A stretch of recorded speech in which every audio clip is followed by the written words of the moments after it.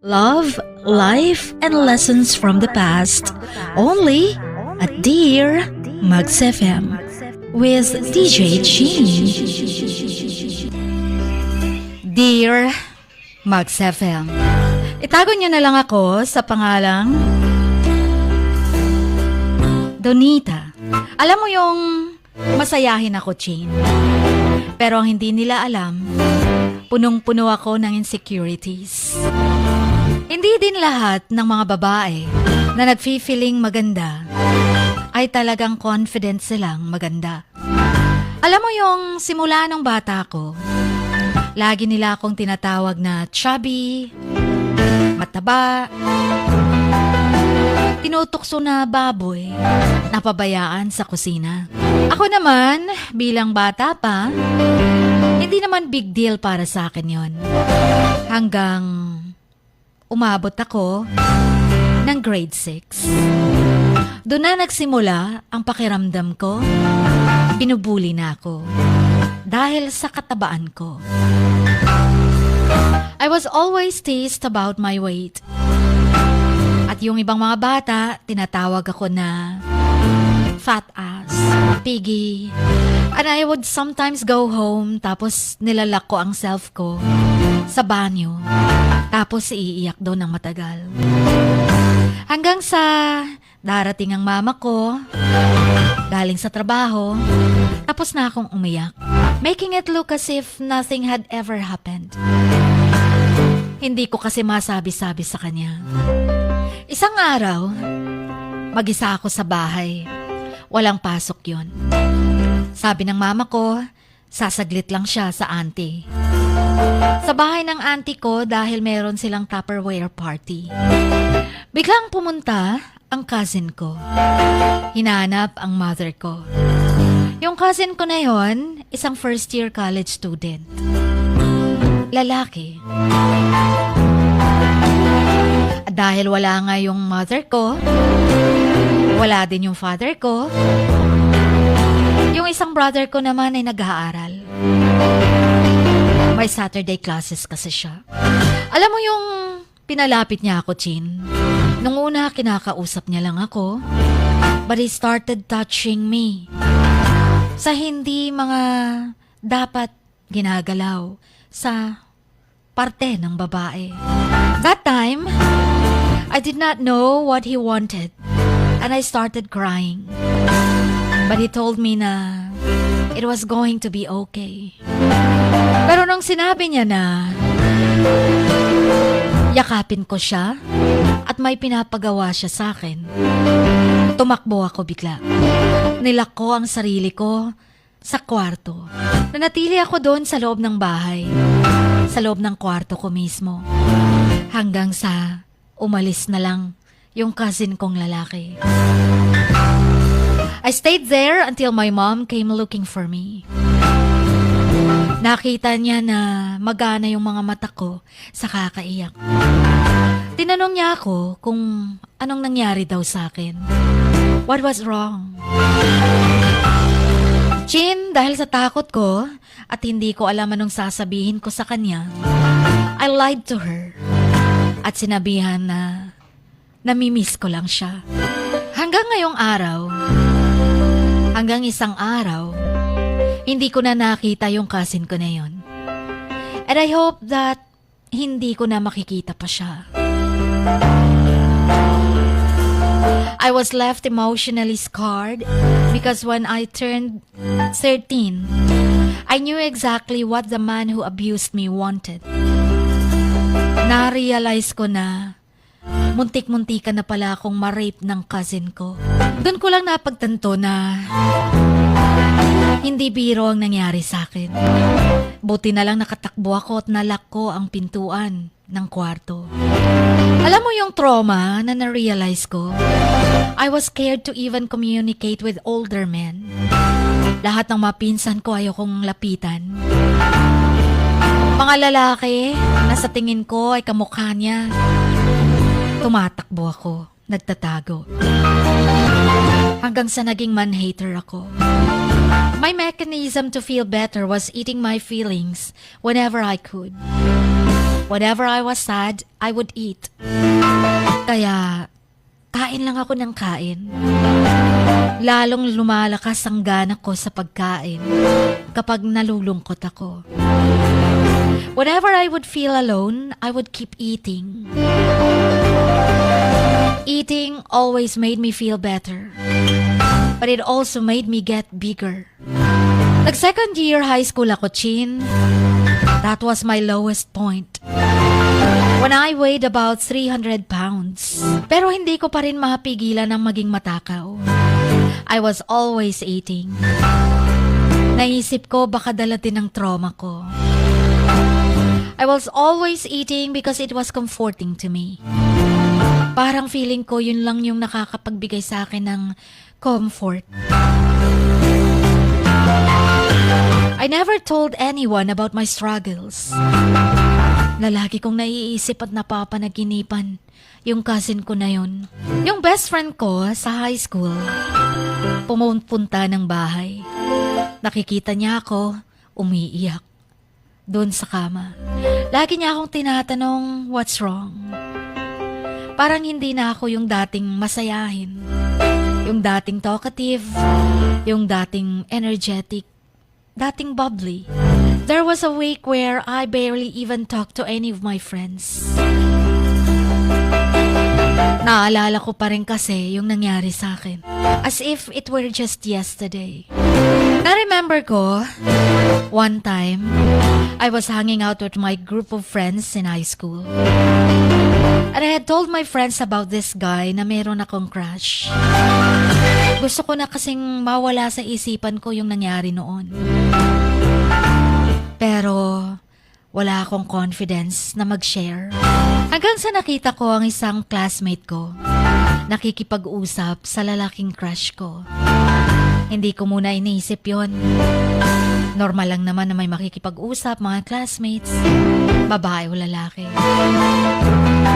But within a few days, I found out that they had started dating.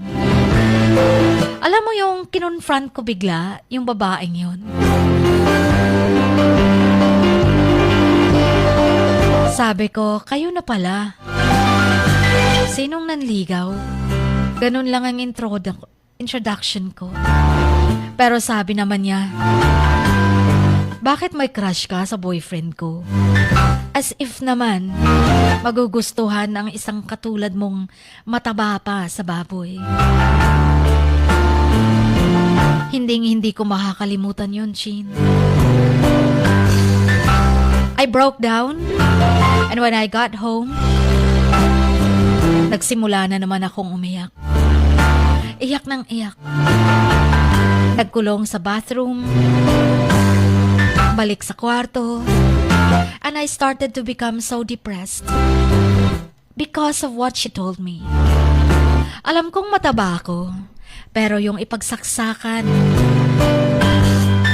isaksak sa kokote ko at puso ko na hindi ako magugustuhan kailanman ng crush ko dahil mataba ako, dahil daig ko pa ang baboy, ay hindi ko na kayang tanggapin yon. Hanggang sa na-depress nga talaga ako. At dahil sa depresyong yon, kain na naman ako ng kain. But then, one day, I decided not to eat. Halos hindi ko na ginalaw ang pagkain ko. And when I would go to school, I would ignore everyone around me. Hindi na ako nakikipag-usap kanino man. During lunch, instead na mag-hang out with my friends, nagsistay na ako sa classroom and then put my head down. Nakatungo, nakayuko. Sometimes natutulog na lang sa armchair. I hated who I was and wished that I was in somebody else's body. Yes, somebody else's body. Because I hated everything about me. Yung best friend ko pupunta sa akin, tapos she came to me and hugged me. She told me to tell her what is wrong. Para maintindihan ko daw ano yung mga struggles ko. She always knew I had weight insecurities. but never thought it was to that extent. After that day, she would always come to my house and hang out. Best friend ko talaga siya. Kaya, nag-start na naman ako mag-open up sa kanya. Galit na galit siya dun sa girl na nagsabi sa akin na daig ko pa daw ang baboy. She would tell me to be positive and that she would help me get into shape para maging positive ako. Pagda-diet daw ako, tutulungan niya ako. And I can say today that my best friend saved my life. Siya yung taong nasa tabi ko lagi, through thick and thin. And I'm blessed to have her in my life. I finally also told my mother about my weight insecurity. At kung paano ako inabuso ng cousin ko noon, when I was younger. Nagulat siya sa lahat ng mga sinabi ko. Siguro nga nag-mature ako at kailangan ko na talagang i-open up para naman gumaan ang pakiramdam ko at maisip kong may karamay ako. My mother has helped me overcome my weight issues and has been by my side to become more successful. I can now say that I don't care about what others think. Only I care what I think. And I choose to love myself unconditionally and tell people my story. To let other beautiful women know that they are not alone. They are not ugly. Chin, I am now living happily. At hindi na rin ako ganun kataba. Tama lang. Medyo chubby, pero still sexy. Ganun na ako ka-positive. Ganun na ako ka-confident na sabihin, hindi ako mataba. Or mataba man, pero maganda naman. When I feel like those insecurities coming back, I always communicate with my friends to feel better. I always tell my mother na sana wag niya akong iwan. Suportahan niya sa lahat ng mga bagay.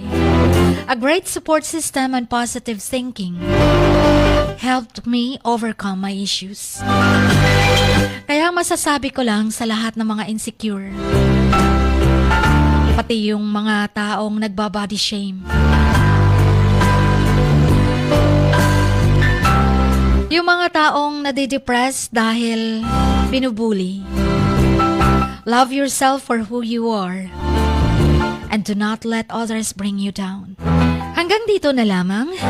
Pasensya na sa sulat ko. Ang inyong kamags, always, Donita.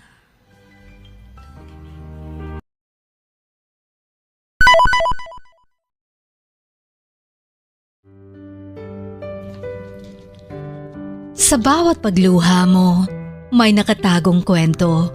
Sa bawat ngiti mo, may gustong sabihin ng puso mo. At sa likod ng iyong halakak at maging sa pagkabiko mo, may mensaheng nakabalot sa iyong pagkatao. At ang tanging nais mo lamang ay mapakinggan ang mga ito ng buong mundo. Dear Max FM with DJ Chini. Life has got all those twists and turns. Stand up for what you believe in. What lies behind you and what lies in front of you pales in comparison to what lies inside of you. Dear Max FM with DJ Chini. Sabi nga nila, ang pagsusulat kapag masyado mong diniinan hanggang sa susunod na pahina ay nagmamarka. Katulad ng pagmamahal, kapag masyado mong ibinigay ang lahat, yung sakit na gawa ng nakaraan, dala pa rin hanggang kasalukuyan. Dear Max FM, you own your story and you are the author of your own book of life. Don't let others write your script, but let others hear your story and make them inspired. Kaya sumulat na, maging bahagi ng aming programa, Dear Max FM with DJ Chini, tuwing Lunes hanggang Biyernes, 1:00 hanggang 3:00 ng hapon sa Max News FM, Sock Sargent. love, life, and lessons from the past. Only at Dear Mags FM with DJ Chin.